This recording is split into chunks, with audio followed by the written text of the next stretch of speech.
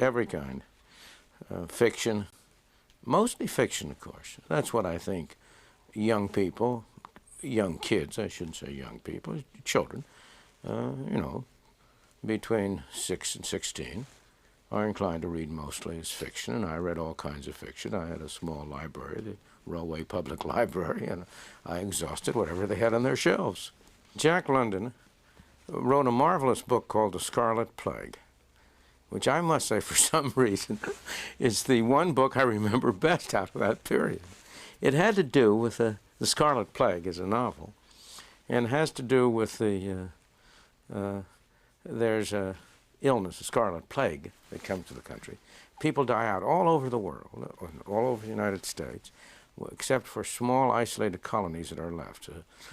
Advanced civilization collapses, the buildings in New York are empty and so on. And here's a boy who's suddenly growing up comes in the wilderness of California, as it happens, and he stumbles over a railroad track, which has by now been almost buried in the dirt. And he asks his grandfather or his father about that, and then you hear the story about this plague that wiped out mankind and how in isolated places they are gradually coming back. I don't know why that one stuck in my mind so much, but it did. Hey guys, Rudy here. Probably another quick video. I want to talk about this real quick. I'm hanging out at work, doing my thing. I'm listening to a little, I guess like a documentary about Milton Friedman. Well, he was like an economics kind of guy all his life. He lived to the age of 94. He was born in 1912, pretty much a child of the Great Depression. And as a result of that, he got heavily into economics. In the video, he explains that he's always been interested in mathematics, which led him into to economics, because to him, as he explains in the video, the Great Depression, he felt like it was his duty to attempt to figure out what went wrong. But the clip I just played, he describes one of his favorite books from his, I guess from his childhood, we could say. I think it's from his childhood, called The Scarlet Plague. And what he describes is interesting. And the way he describes it is interesting. Because the way he describes it, he claims that, or he not claims that, but he talks about the book. And in the book, he comes with, the character is like an old man who lived in the mid-2010s, around 2010. I think in the book they bring up 2016, so it's around that time a Scarlet Plague happens, wipes out a good portion of humanity, and the man's a grandpa now in the 2070s, and they stumble on train tracks or something or other like that, and his grandchildren ask him what the train tracks are, or what these buried train tracks are. It's like watching good old John Levi, right? Like old world, just very obvious traces of an old civilization. And as the book goes, I'm going to go ahead and read the Wikipedia article on it.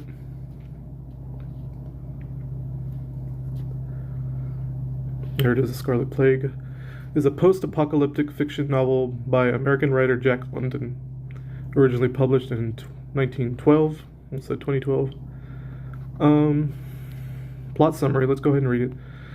The story takes place in 2073, 60 years after an uncontrollable epidemic, the Red Death, has depopulated the planet. James Smith is one of the survivors of the era before the Scarlet Plague hit and is still alive in the San Francisco area, and he travels with his grandsons, Edwin, Pooh, and Hairlip.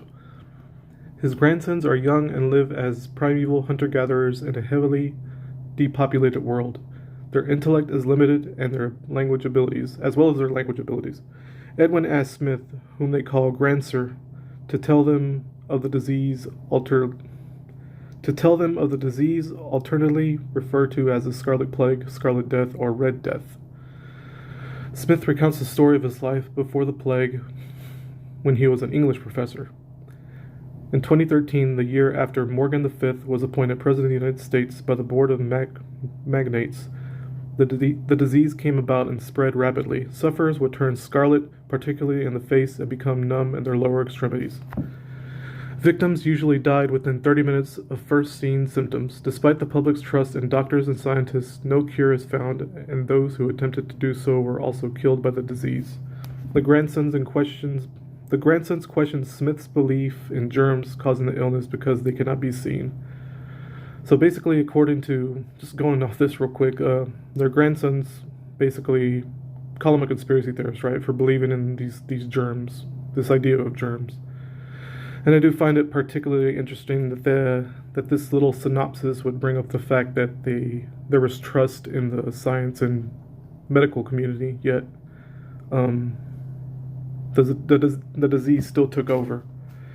Let's keep reading. Smith witnesses his first victim of the Scarlet Plague while teaching when a young woman's face turns scarlet. She dies quickly, and a panic soon overtakes the campus. He returns home, but his family refuses to join him because they fear he is infected. Sound familiar? Wink, wink. Soon, an epidemic overtakes the area, and residents begin rioting and killing one another. Smith meets with colleagues at his college chemistry building, where they hope to wait out the problem. They soon realize they must move elsewhere for safety and begin trekking northward. Shortly, Smith's entire party dies, and he is left as the sole survivor. He lives for 3 years on his own with the company of a pony and 2 dogs. Eventually, his need for social interaction compels him back to the San Francisco area in search of other people. He finally discovers a sort of new society has been created with a few survivors who have broken into tribes. Smith worries that he is the last to remember the times before the plague. He reminisces about the quality of food, social classes, his job, and technology. So he has nostalgia, right? As he realizes his time grows short, he tries to impart the value of knowledge and wisdom to his grandsons. But remember, his grandsons are low IQ, right? They're basically uneducated. And I gotta assume they imply heavily earlier in the synopsis that it was like primeval, like almost like caveman types. I don't know for sure. I didn't read the book. His efforts are in vain, however, as the children ridicule his recollections of the past, which sound totally unbelievable to them. I don't know, man. It's really weird. Would you look at that? Famous Fantastic Mysteries, The Scarlet Plague. I would have shit my pants if it was the spike ball symbology. I'm gonna glance at this just a little bit. Alright, just looking at Google Images. When I type in Scarlet Plague, we can just kind of look at it real quick. If there's nothing to talk about, then I'll just leave it at that.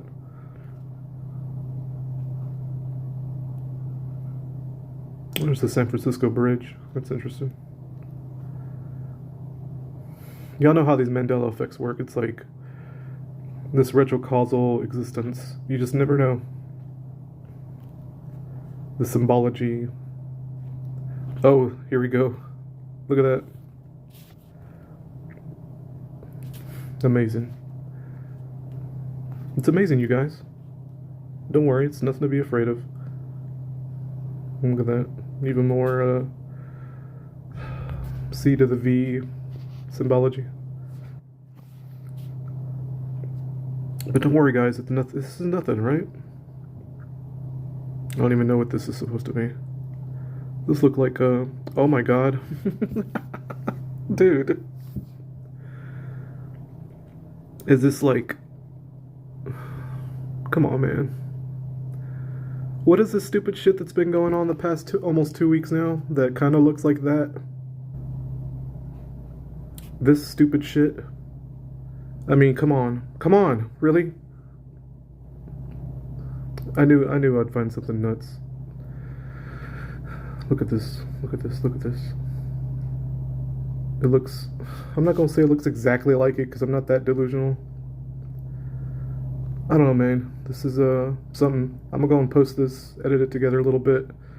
I'm using my phone to learn. I'm learning to use my phone to edit, so for a while, at least when I'm doing these screen recordings, I'm not going to have music in them, and I won't have my usual intro and outro of the SOS Morse code kind of a thing, or my cat. I need to get those images on my phone so I can start doing that. Anyway, thanks so much for your time, guys. Have a nice day. Be safe. Oh, hold on. Look at this.